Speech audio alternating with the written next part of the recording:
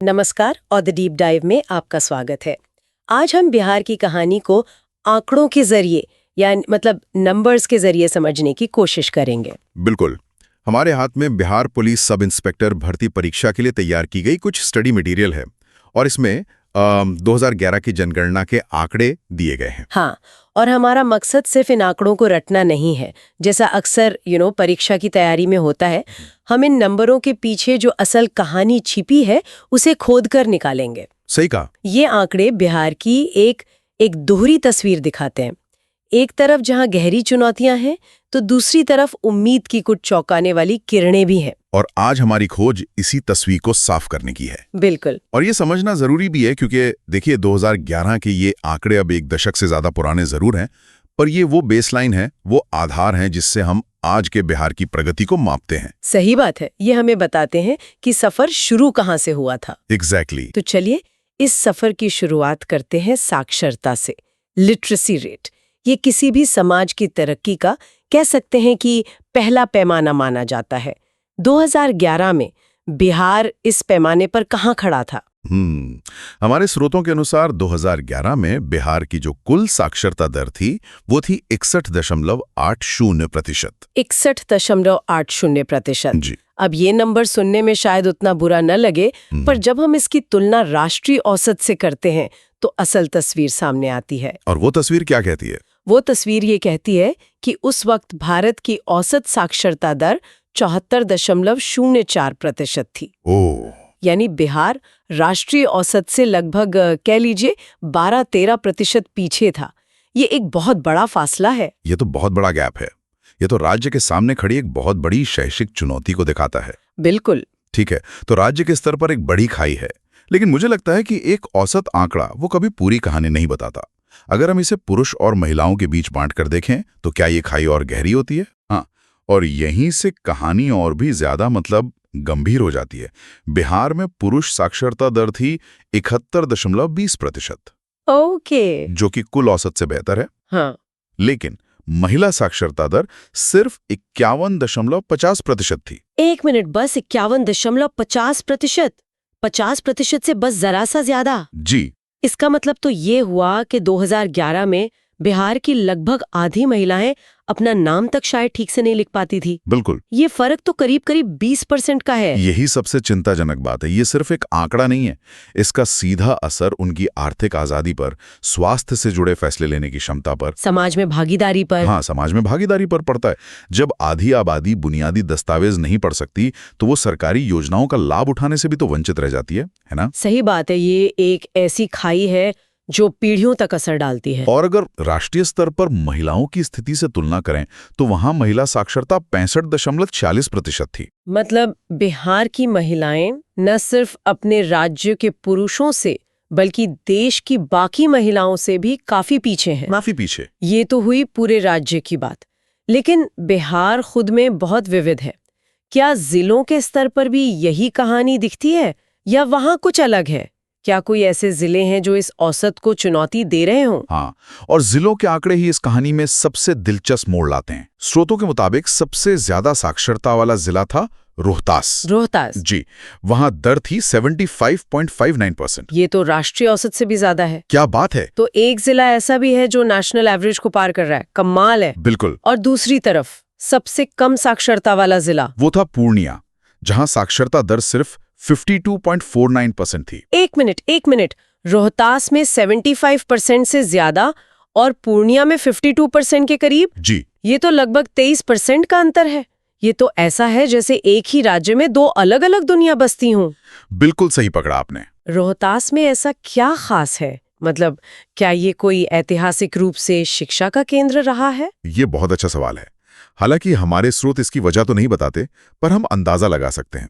रोहतास दक्षिण पश्चिम बिहार में है, जिसे ऐतिहासिक रूप से थोड़ा ज्यादा विकसित माना जाता रहा है। ओके। वहीं पूर्णिया और उसके आसपास का जो इलाका है सीमांचल, वो अक्सर बाढ़ और पलायन जैसी समस्याओं से जूझता रहा है। तो ये भौगोलिक और आर्थिक कारक शिक्षा पर सीधा असर डालते हैं। लेकिन यहाँ एक और पहेली है। स्रोतों में पुरुष और महिला साक्षरता के हिसाब से भी जिलों की रैंकिंग है और वहां कुछ हैरान करने वाली चीज है। आपने बिल्कुल सही पकड़ा। सबसे ज्यादा पुरुष साक्षरता तो रोहतास में ही थी, 85.29%। ठीक है। लेकिन जब बात सबसे ज्यादा महिला साक्षरता की आती है तो रोहतास नहीं बल्कि मुंगेर जिला 65.53% के साथ सबसे आगे था। मुंगेर, ये तो सच में बहुत दिलचस्प है।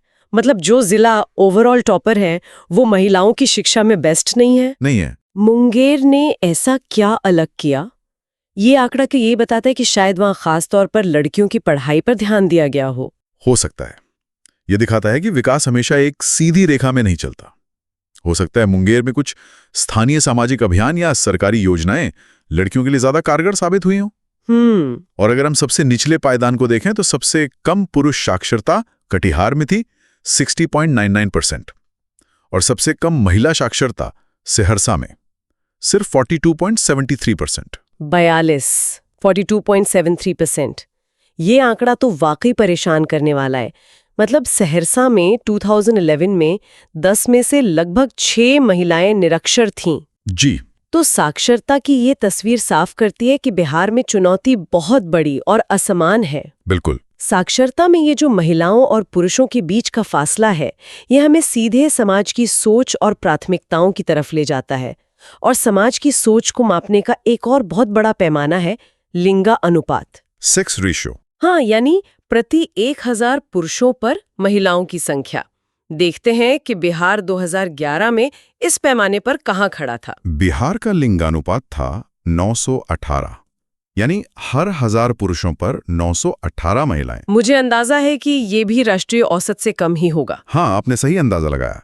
2011 में भारत का लिंगानुपात 943 था। 943। तो बिहार इस मामले में भी राष्ट्रीय औसत से काफी पीछे था। और ये समाज में महिलाओं के प्रति जो पूर्वाग्रह और चुनौतियां हैं उनका एक सीधा संकेत है। ये एक निराशाजनक पैटर्न लगता है, लेकिन जैसा हमने साक्षरता में देखा, क्या यहाँ भी जिलों के आंकड़े कोई अलग कहानी बताते हैं?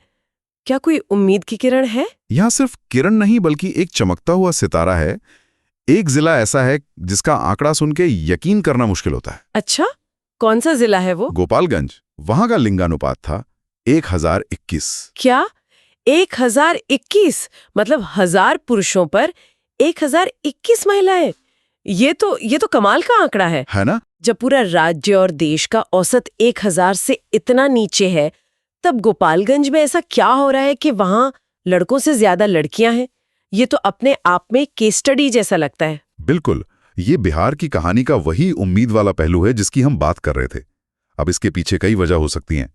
एक बड़ी वजह पुरुषों का रोजगार के लिए बड़े पैमाने पर पलायन हो सकता है। हाँ, ये हो सकता है, जिससे जिले में महिलाएं ज्यादा ले जाती हैं। लेकिन ये भी हो सकता है कि वहां जमीनी स्तर पर सामाजिक जागरूकता अभियान सफल रहे हों। वजह जो भी हो, ये आंकड़ा बहुत ज्यादा सकारात्मक है। और इस सिक्के का दूसरा पहलू, सबसे कम लिंगानुपात वाला जिला कौन सा था? वो था मुंगेर, जहां प्रति 1000 पुरुषों पर सिर्फ 879 महिलाएं थीं। रुकिए, ये फिर से चौंकाने वाला है। मुंगेर ये वही जिला है ना जहां महिला साक्षरता सबसे ज्यादा थी? जी हाँ, वही जिला। ये तो एक बड़ी पहेली है। एक तरफ एक जिला अपनी बेटियों को सबसे ज्यादा पढ़ा रहा है और दूसरी तरफ उसी जिले में प्रति 1000 पुरुषों पर सबसे कम महिलाएं हैं। ये तो एकदम विरोधाभासी लगता है ना? इसका क्या मतलब निकाला जाए? इसका मतलब ये है कि सामाजिक बदलाव बहुत जटिल होता है। सिर्फ साक्षरता बढ़ा देना ही काफी नहीं है। हो सकता है कि शिक्षा से महिलाओं को कुछ अवसर तो मिले, लेकिन समाज में जो गहराई तक बैठी हुई पितृसत्तात्मक सोच है, जैसे कि बेटों को प्राथमिकता देना, हाँ, वो आसानी से नहीं बदलती।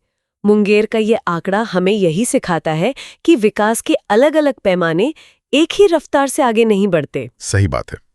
गोपालगंज में 1021 और मुंगेर में 879। एक ही राज्य के भीतर इतना बड़ा फर्क, ये क्षेत्रीय असमानताओं को बहुत साफ तरीके से दिखाता है। बिल्कुल, ये बताता है कि नीतियां बनाते समय वन साइज फिट्स ऑल वाला नजरिया काम नहीं करता। हाँ, वो काम नहीं करता। हर जिले की अपनी अलग सामाजिक आर्थिक हकीकत है। तो हमने शिक्षा और सामाजिक सोच से जुड़े इन गहरे आंकड़ों को देखा। ये सारी चुनौतियां और अवसर एक ऐसे राज्य में हैं जिसके बारे में हमारे एक स्रोत यानी हल किए हुए प्रश्न पत्र में एक सीधा सवाल था। सवाल था कि 2011 में भारत में सबसे ज्यादा जनसंख्या घनत्व यानी पॉपुलेशन डेंसिटी वाला राज्य कौन सा था? और इसका सही जवाब है बिहार। 2011 में बिहार भारत का सबसे घनी आबादी वाला राज्य था। सबसे घनी आबादी वाला राज्य, ये सुनने में ही बहुत भारी लगता है। इसका जमीन पर एक आम इंसान के लिए क्या मतलब है? इसका मतलब है हर चीज पर जबरदस्त दबाव। जमीन पर दबाव, पानी जैसे संसाधनों पर दबाव, सरकारी सेवाओं जैसे कि स्कूल और अस्पतालों पर दबाव, और सबसे बढ़कर रोजगार के अवसरों पर दबाव। आंकड़ों में देखें तो 2001 से 2011 के बीच बिहार की जनसंख्या 25% की दर से बढ़ी, जो कि बहुत तेज है। 25% जी 10 साल में? हाँ, जब इतनी बड़ी आबादी एक सीमित क्षेत्र में रहती है तो ये चुनौतियां कई गुना बढ़ जाती हैं। तो ये एक बहुत बड़ी चुनौती है जिसके साये में बाकी सभी समस्याएं और भी बड़ी लगने लगती हैं। हाँ, ये एक चुनौती तो है, लेकिन अर्थशास्त्री इसमें एक अवसर भी देखते हैं। अवसर? वो कैसे? देखिए, उच्च जनसंख्या वृद्धि दर का एक और मतलब है एक विशाल युवा आबादी। Demographic dividend? बिल्कुल, जनसांख्यिकीय लाभांश। अगर इस बड़ी युवा आबादी को सही शिक्षा और कौशल दिया जाए तो वे राज्य के लिए एक बहुत बड़ी ताकत बन सकते हैं। वे बिहार के विकास का इंजन बन सकते हैं। लेकिन अगर नहीं दिया गया तो? अगर हम उन्हें सही अवसर नहीं दे पाए तो यही युवा आबादी एक बड़े सामाजिक और आर्थिक बोझ में बदल सकती है। तो बिहार एक दोराहे पर खड़ा है और जनसंख्या घनत्व उसका सबसे बड़ा चैलेंज भी है और सबसे बड़ा मौका भी। बहुत सही। तो आज की इस पूरी चर्चा को अगर हम समेटें तो हमारे सामने बिहार की एक बहुत ही जटिल और कई परतों वाली तस्वीर उभरती है। बिल्कुल, मुख्य बिंदुओं पर नजर डालें तो सबसे पहले साक्षरता। कुल दर 61.80% थी, राष्ट्रीय औसत से कम, और इसमें भी महिलाओं की 51.50% की दर एक बड़ी चिंता थी। लेकिन इसी में हमने देखा कि जिलों में कितनी भिन्नता है। रोहतास जैसा जिला राष्ट्रीय औसत को भी पार कर रहा था, तो पूर्णिया बहुत पीछे था। और मुंगेर ने महिला साक्षरता में सबको चौंका दिया। हाँ, फिर हमने लिंगानुपात देखा। राज्य का औसत 918 था, जो फिर से राष्ट्रीय औसत से कम था। लेकिन यहाँ गोपालगंज 1021 के आंकड़े के साथ एक असाधारण मिसाल बनकर उभरा। वही मुंगेर का जो विरोधाभास है वो हमें सामाजिक बदलाव की जटिलता सिखाता है। और आखिर में जनसंख्या घनत्व। इस मामले में बिहार देश में पहले नंबर पर था, जो हर संसाधन पर एक भारी दबाव डालता है, लेकिन साथ ही एक युवा आबादी के रूप में एक सुनहरा अवसर भी देता है। ज्यादा जनसंख्या घनत्व का असर शिक्षा और स्वास्थ्य सेवाओं की गुणवत्ता पर पड़ता है। ये एक चक्र की तरह है। इसलिए जब कोई इन आंकड़ों को परीक्षा के लिए याद करे तो सिर्फ नंबरों को न देखे, बल्कि उनके बीच के इस रिश्ते को समझे। यही एक विश्लेषक की असली पहचान है। बिल्कुल सही। इन आंकड़ों से एक कहानी बनती है जिसे समझना जरूरी है। और इसी से जुड़ा एक विचार मैं आज के लिए छोड़ना चाहूंगा। ये सारे आंकड़े 2011 के हैं। तब से गंगा में बहुत पानी बह चुका है। हाँ, 1 दशक से ज्यादा हो गया है। सरकार ने बेटी बचाओ बेटी पढ़ाओ जैसे कई अभियान चलाए हैं, शिक्षा पर, स्वास्थ्य पर ध्यान दिया है। जब अगली जनगणना के आंकड़े हमारे सामने आएंगे तो असली परीक्षा इन आंकड़ों के बदलाव को समझने की होगी। सोचने वाली बात यह है कि क्या गोपालगंज जैसे जिले अपनी बढ़त बनाए रखेंगे या उनका प्रदर्शन एक अस्थायी घटना थी? क्या मुंगेर और सहरसा जैसी जगहों पर महिला साक्षरता और लिंगानुपात के बीच का अंतर कम होगा? बदलाव कहां सबसे तेज होगा और क्यों? इन सवालों के जवाब ही हमें बताएंगे कि पिछले 1 दशक में बिहार की कहानी ने कौन सा मोड़ लिया है।